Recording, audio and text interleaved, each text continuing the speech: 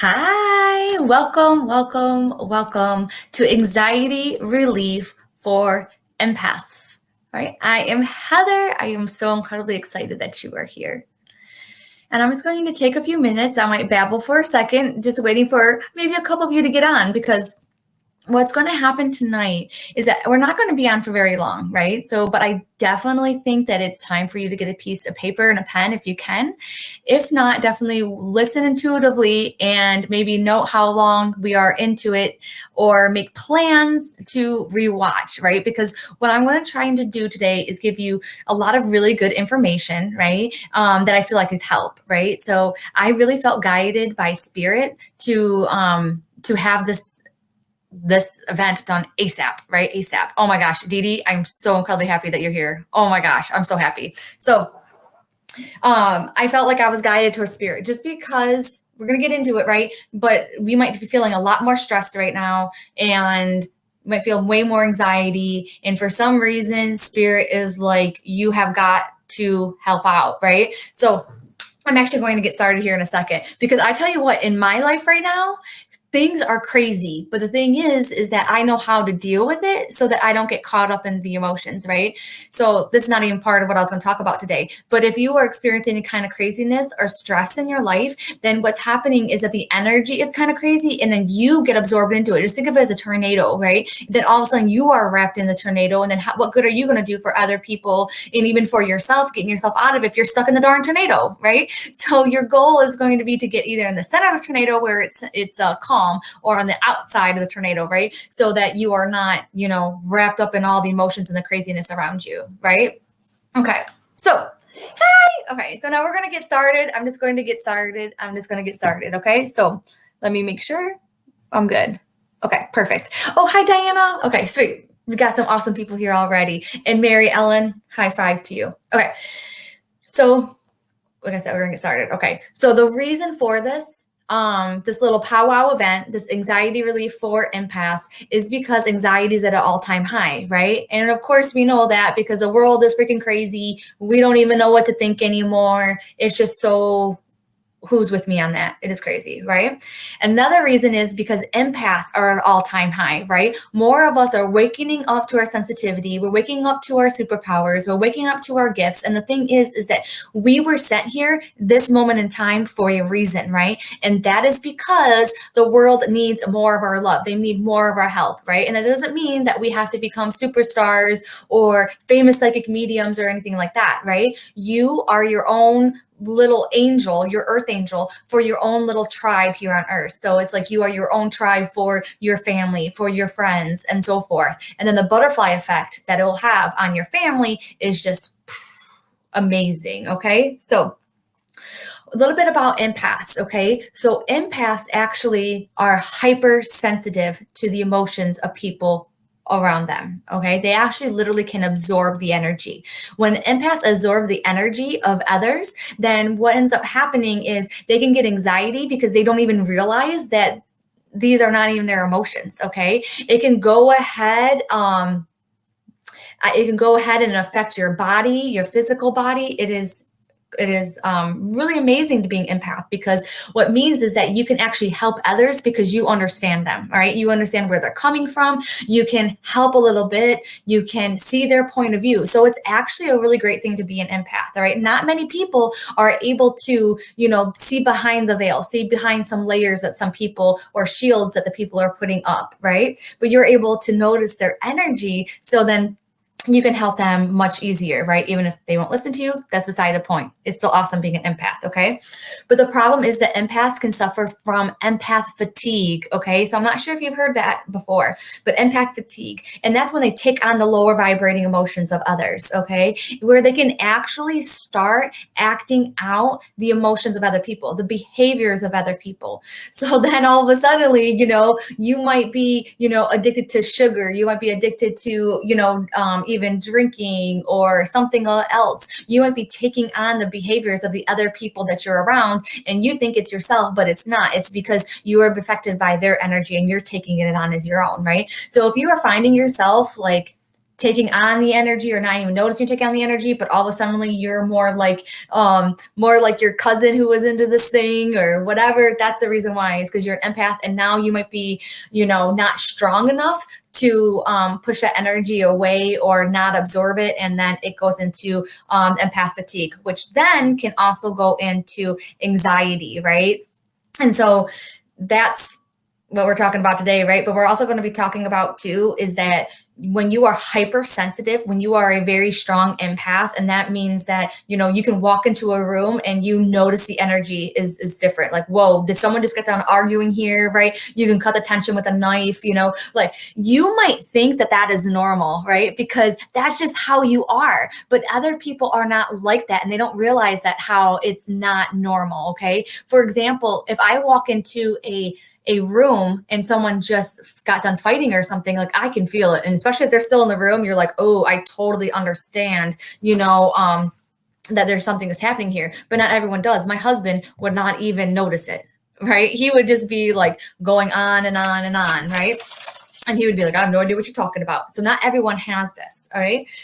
So now what do we need to do? We need to feel good so that we can help out the world, right? It's really important for us because remember, we're going to be the ones that are standing beside the tornado. We're going to be the ones standing beside the center of the tornado, right? We don't need to be getting wrapped up in the energy of the tornado, right? Because we can't help, we can't do our job, right? And that's when anxiety is happening too, when we're in the midst of all that energy, right? Okay, so I also just want to say, in case there's anyone here that doesn't know me really well, right, is the reason why I'm so passionate about talking to empaths about anxiety is because I was ridden with so much anxiety, I didn't even notice it, right? I just didn't even notice that I was absorbing other people's emotions, right? I was hypersensitive. And honestly, too, where it stems from is from your past. So a lot of us become hypersensitive because of our upbringing, right? So if you had an upbringing where you had to walk on eggshells, that you never knew what was coming around the corner, if it was very unstable, that kind of thing, right? That actually made you hyper aware, right? And it could have actually have brought out your empath side, right? And then if you keep on going, right, empaths make the best psychic and mediums, right? Because we're very sensitive to energy. So it's easier for us to connect, okay? So I had so much anxiety. Guess what? I ended up having seizures, right? That's why I wrote the book, Anxiety to Angels, right? And I was so embarrassed that I had anxiety. So I was on Prozac, I was on Xanax, I was on Ativan, right? So I was on all of those, and the stigma behind those, like when you tell someone you're on Prozac, they're like, wow, like they really give you like a stink eye, right? But I definitely feel that there's a place for medication, right? But then after a while, if you get to know yourself and get to know your empathic ways, then you could possibly wean yourself off of the medications, kind of like I did, right? On a doctor's supervision, right? But I'm talking about the spiritual ways to get through anxiety and some things that could help, right? So I'm not talking about shielding today. Shielding, we should already know, right? Shielding. That is literally when you just imagine a shield around you, right? Imagine a shield around your energy. That works definitely, right? But that's not one of the ones I'm going to give you today. So the ones I'm going to give you today to help you out, okay, is you have to remember this. The 3 M's that I'm about to tell you, right, are really going to help you long term. All right. So dealing with anxiety long term, trying to get your anxiety down. And then the 2 B's, and that's going to be helping you with the short term anxiety to get anxiety relief ASAP. So what are the 3 M's? You're not going to like the first one. It's going to be movement, right? So when you move your body long term, right? So this means if you want to decrease your anxiety throughout the course of this year, this month, or whatever, you have to move more. Why? Because have you ever heard of the Esther Hicks emotional scale, right? So emotions are energy in motion, right? And what is anxiety? Anxiety is a whole bunch of emotions put together. Okay. So when you move your energy, right, then all of a sudden you start raising your vibration. You can almost get those emotions untangled when you move more, right? And it's so funny too, because I haven't been moving around I haven't been moving lately. And today I went down and I kicked the punching bag, right? Because I can't punch it, so I have to kick it. And sure enough, I started feeling better immediately. Like yesterday, even though my elbows hurt, I still went for a run, right? And that will help you long-term get over anxiety. If you want to try it for a short term, like if you're having a little bit of anxiety and you want to go moving, going for a walk, that's why they say that walks work, right? So definitely movement is going to be key. But the more movement you do, then the less anxiety you have long-term, all right? Because it's sorting out those emotions. Hopefully that makes sense. Let me know what you guys think of that one. All right. And then you've heard this one a zillion times, but I had to put it on here. Meditation is going to help you long term, right? And the reason why meditation is going to help you, right, is because anxiety has to do with your thoughts, right? And your thoughts racing. Your thoughts, when you have anxiety, your thoughts are literally usually going to an imaginary future that does not even exist. Right? You are either worrying about something that has not happened, that might not ever happen, that is imaginary. So when somehow I read this and it just totally resonated with me, and it's like, oh, worrying about the imaginary future that doesn't even exist yet, right? So that kind of made me feel silly. So meditation is going to help you tame your thoughts. I know everyone talks about meditation. Reach out to me to get the 22 ways to get centered and connected without meditating. Those can help as well, right? But meditation is going to be key. So your thoughts aren't racing during the moments that you need them to settle down, right? The third M is going to be mindfulness, right? Which I know people put it together like meditation, but the thing is just being more mindful throughout your day, right? So that you are not skipping ahead and being anxious. You know what they say? They say that if you're anxious, you're living in the future. If you're depressed, then you're living in the past, right? So we need to try and be as present as we can. We have to be mindful when we eat, if we can, mindful when someone is talking. So however you can create more mindfulness in your life, it's going to bring you back to the present moment. And those intrusive thoughts that you have, you're not going to run away with them, okay? Because you're going to be bringing yourself back here. You're not going to be going back to the past, right? And creating anxiety of what I should have done, what I could have done, why isn't things differently, right? It's going to bring you right back here. And then instead of being anxious in the future, and it's like, oh my gosh, like, what if this happens? What if that happens? What if this happens, right? And it could be some valid points, right? But come back to the present moment, all right? So now the next one is going to be the 2 Bs, all right? This first one, no joke, I do it almost every single day now. And you probably heard something similar, but this one is actually taught, I believe they teach it in the Navy SEALs, okay? I believe that's the branch of service that actually uses this one, okay? And it's the 4-7-8 breathing. So let me know if you've heard of this before, right? Is you breathe in for 4, hold for 7, and then exhale for 8. All right, do it again. Inhale for 4, hold for 7, exhale for 8. What that actually does is it helps lower your heart rate, right? Your blood pressure, I believe. It's one of those two that it actually lowers, right? And this can actually help you when you're going to bed or when you wake up in the middle of the night too and you can't get to sleep. Doing that breathing exercise helps. Like I have done it a lot in the middle of the night and I don't even remember going back to sleep because I fall back to sleep. It probably takes me about 4 or 5 at least of those breathing sections, if you will, to actually rounds to go back to sleep. Okay. But you have to really, really try that. Or even when you're having some kind of anxiety, like I used to have anxiety on the freeway, so those could actually help. And if you think about it too, your breath connects you back to source, right? So your breath is the first thing that you do when you're born and is the last thing before you die. So your breath is really, really powerful. There's a lot of different breathing techniques, but for me, that one has been key, right? Oh, and apparently it's the relaxing breath that is used in yoga too. Yes. And then worry can kill. So this is another reason why that it's so imperative for you to try and use some of these techniques and to get better with your anxiety is because you increase your cortisol levels, right? Which increases that stress and it puts your body in, remember, that fight or flight mode, right? And we need to decrease that if we want to have long and healthier lives, right? So I believe that the first 28 years of my life, at least, I was living with the highest cortisol levels that a human being could possibly have, which given my circumstances totally makes sense. But now I might have to take extra care of myself just because my body was subjected to so much cortisol levels at such a long, for a long period of time. Right. And we as humans can actually turn on that cortisol switch and have it last for longer periods. Whereas, I feel like our innate nature was to, it's only supposed to be there just for us to make a 2-minute, like a quick decision. I feel like it's only supposed to last a few minutes for us to be able to make a decision if we should fight or if we should run away. But now we keep it going, right? We keep it going with our thoughts. You know what I mean? We keep it going with our what ifs. This I'm talking about the cortisol levels, right? And then that can have a detrimental effect on our bodies. Okay. So yes. All right. So the other part, remember, this is the 2Bs. So the breathing, right? And apparently you can look up the relaxing breath that's used in yoga. I call it the 4-7-8 breathing. The other one is your brain. All right. So what we want to try and do is going ahead and training our brain to think of the good instead of the bad. I know that you've heard this 1,000 zillion times. I know I have too, right? But it's literally look around, like spend one whole day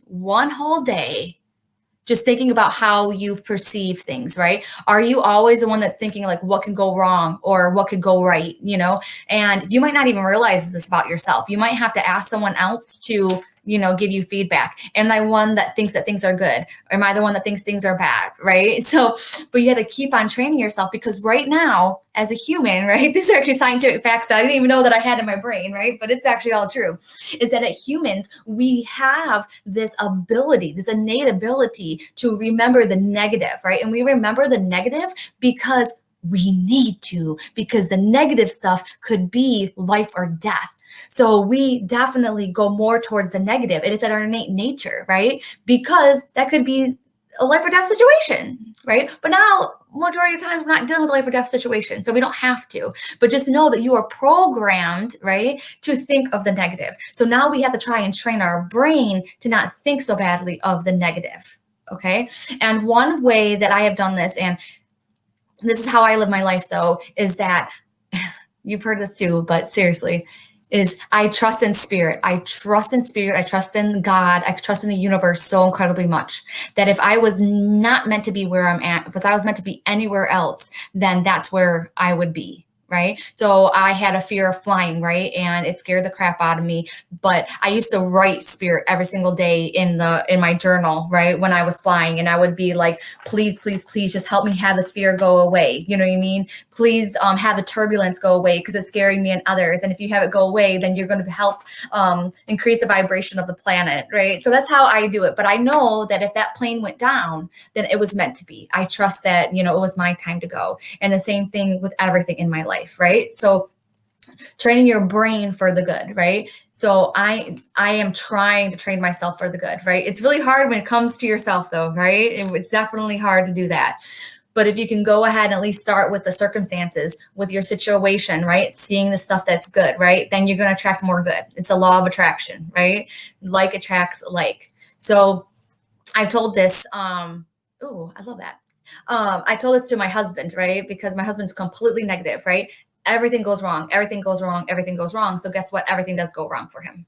Right. So it's so incredibly funny because I'm like, you're manifesting this. Right. So I'm like, if you can go ahead, if he can change his brain into what could go right, then I'm thinking that his life would definitely change a little bit. And I think that we all have those stories, where it actually has happened. Okay. So those are going to be the 3 M's, right? And the 2 B's. And yes, I had to learn not to what if. Yeah, you can't what if situations, right? We can't do that. Like we drive ourselves crazy. Okay, but I wanted to give you a couple more other things, okay? If you are having anxiety, right? If you are just like going through the roof, like, okay, the 4-7-8 breathing, okay, I'm just coming down from this, or I don't want to get wrapped up in my anxiety again, or maybe you're having panic attacks too, right? So once you get rid of all of that, right, maybe you come back down, or maybe you still can't get rid of it. The very first thing that you should do is immediate self-care, right? So self-care could be a bubble bath. It could be a facial, you know what I mean? It could be getting a massage or like a pedicure, right? It could be something like that, but it could also be, you know what I mean, saying no to everyone for the day, right? Taking everything off. You don't care who you make mad, right? You are going to cancel this appointment. You are going to take time for yourself. You are going to allow yourself to sit down and eat freaking ice cream and watch your favorite show. That is also self-care. Okay. So something along those lines, that is what you're going to do, is immediate self-care. Okay. And then you're also going to be aware of halt. halt, halt, halt, halt, halt, right? So this is where your triggers come in, right? So are you hungry? That's the H in halt, right? Are you angry, right? Are you lonely or are you tired, right? So see if you're halt, right? So that could be one of the reasons why that you're having anxiety, and then you can remedy the situation. Because if you're hungry, then you can go ahead and maybe eat something. If you're tired, you can take a nap. And then honestly, right now, when you are having anxiety, no offense, but you are not of service to anyone. Right. So you have to take that minute. So if you have to go and take a quick cat nap, right, then you got to do that. All right. If you are angry, then maybe you need to take a few minutes and write out your anger, right? Not take it out on someone else, but get a lot of those emotions out of you. Okay. So it doesn't matter who you're going to make angry in the process, because you have to do you. All right. Okay. Okay.